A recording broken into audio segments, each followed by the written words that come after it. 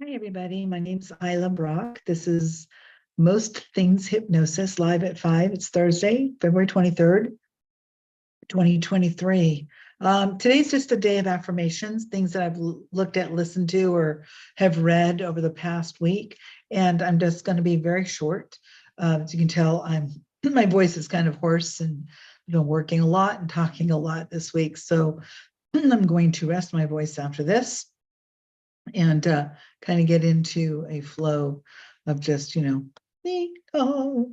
anyway, been busy. I'm very grateful for that.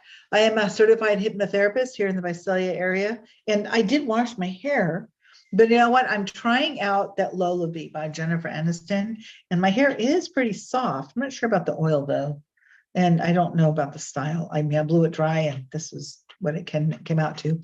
I'll have to keep trying. I needed a curling iron this morning, and anyway, and you know me, I just like to go off on my little tangents sometimes.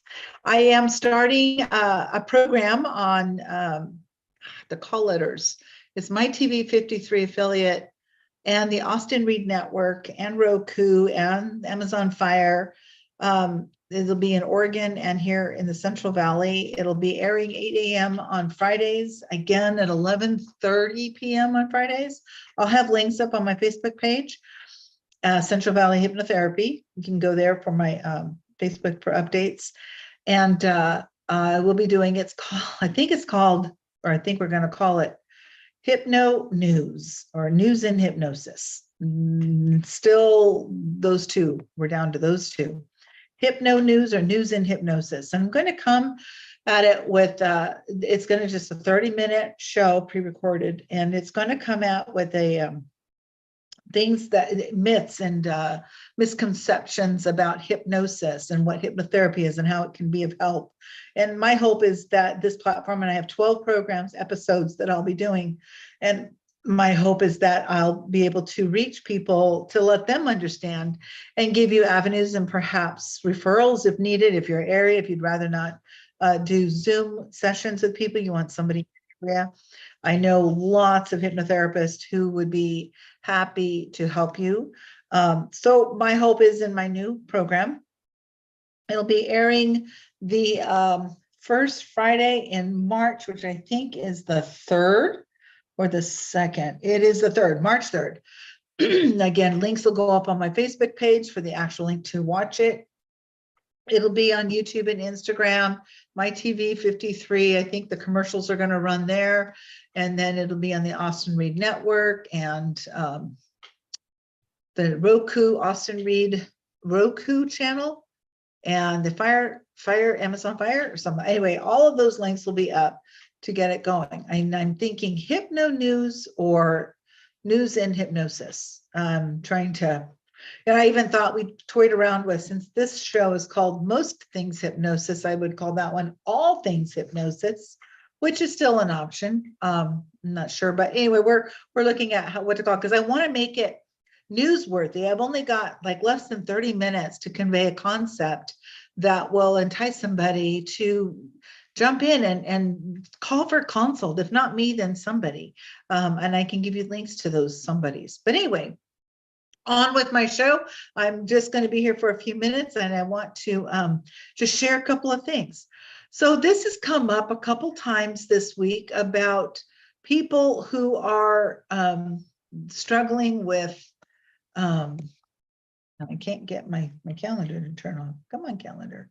We're done now. Okay, that can go. That can go. Okay. I'm looking for my calendar. Anyway, there's a story about the butterfly cocoon. Many of you have heard it. And it's like less than a minute. And I wanted to just read it to you. It's just a brilliantly laid out story of sometimes how we can enable people when we really shouldn't be enabling them. Sometimes they need to struggle. But this story just really clearly identifies that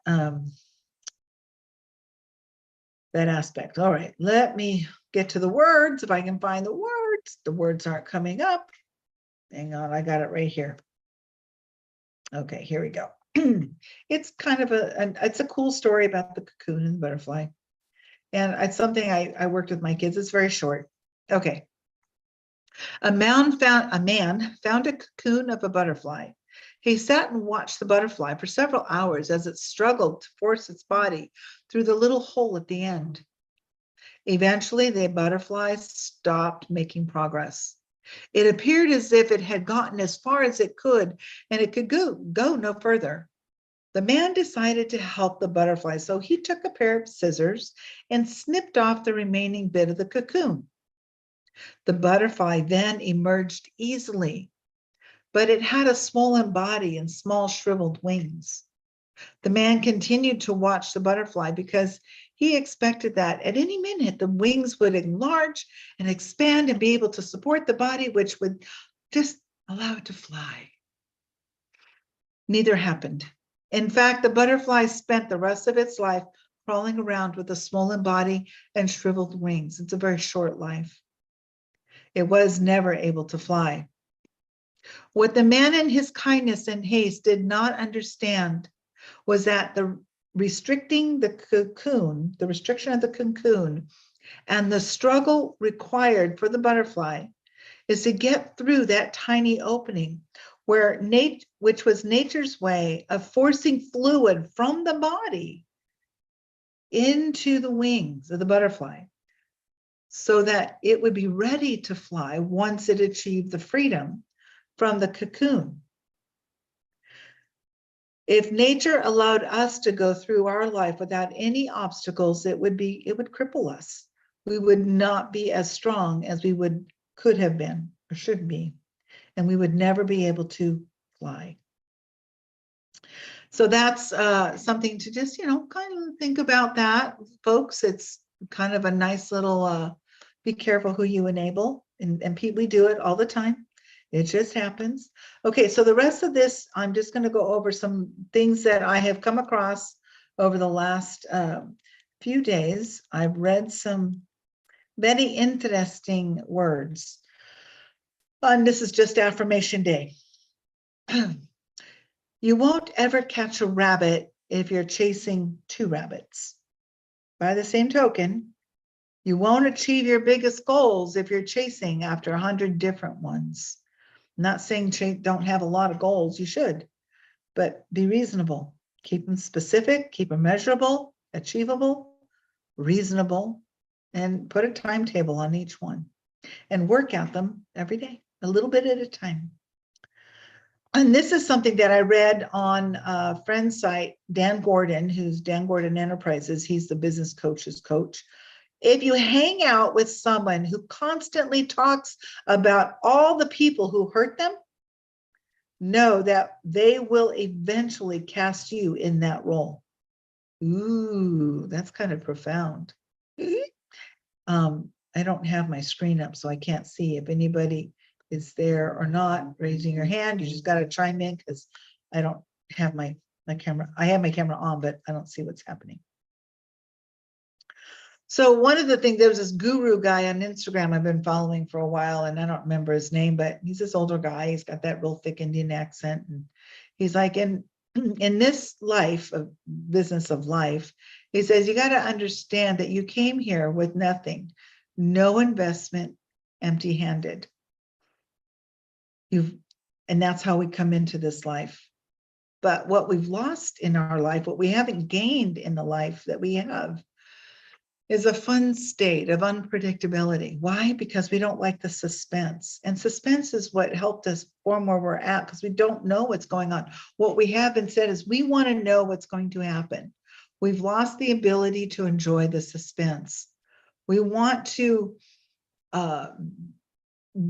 know. We go to the astrology, we go to the zodiac, we go to the stars and the numbers, because we're so afraid that we're going to be miserable in suspense. Small suspense can freak you out. Let it. Don't be freaked out about it. We've lost the ability to enjoy the suspense, always looking for what will happen. The unpredictability of life is life, and it's actually not a bad gig to be a part of.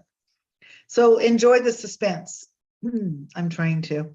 Sometimes I don't know what's going to happen one day to the next. Today's been a pretty busy day.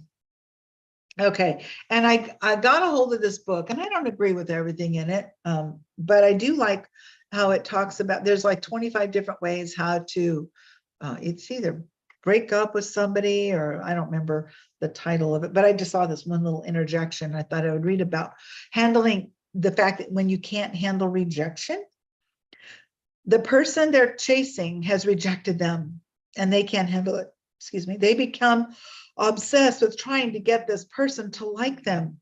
They're not in love with the person, they're just chasing them. They just want that person to accept them and say that they're good enough. They're not chasing this person because they want to marry them. They're chasing them to get accepted by them. I was a chaser, not for love and relationships, but just friendships. And it took me a long time to take the hint when I would invite somebody over and constantly being told reasons why they can't ever come over and over. A year goes by, and it's always just over and over and over. And then they're taking and accepting invitations elsewhere. And I'm like, okay, there's something definitely wrong. I'm not understanding. And that was rejected. I just kept trying and trying, scratching my way in every way I can. And finally, I dismissed them, and that's fine. And you know what happened after that? Oh, they called me. Isn't that great? Yeah, you just let it go and people will call. That's what it's for. They just call. And there's my daughter, but I'm going to ignore her while I'm on my show. I need to call her back though. She's in Cambodia. And I will chat with her here in a bit. Anyway, this isn't a very a long show. I've got a lot prepared for next Thursday, going into my debut on Friday next week. So I'll be talking a lot about that and just getting it through, getting going and getting things happening. But a couple other Dan Gordon-isms, I call them. There's a lot that you lose in every argument that you win. Ooh, that's actually a pretty cool statement there, no? Do what you love and the money will follow. That's so true. And I've sometimes I create doubts or whatever in my head, and you know what? I'm right where I'm supposed to be, doing exactly what I'm supposed to do. And he also says, have a lust for life, passion for success, and a fetish for knowledge. And I also learned that we should keep our successes private. They will be shown to the world in good time. Keep your personal life, keep your life private. Just keep it private, because the more you put out there, the more that's going to be out there, and the more assumptions that could be made, etc. Anyway, I'm going to sign off until next week and go rest my voice after I talk to my daughter. And we'll see each other next Thursday. And again on Friday, I'll tell you all about my recording day. They're going to come here, the crew and the team are going to turn this office into a whole studio for about 3 hours while I record my show. And then we'll be doing that every Tuesday here. If you ever want to see how it's done, you're always welcome to come on a Tuesday and watch and be my live studio audience. Take care, everybody. I look forward to seeing you or being together next week, and I'll work on my advertising. Sayonara now. Take care. We'll see you guys later.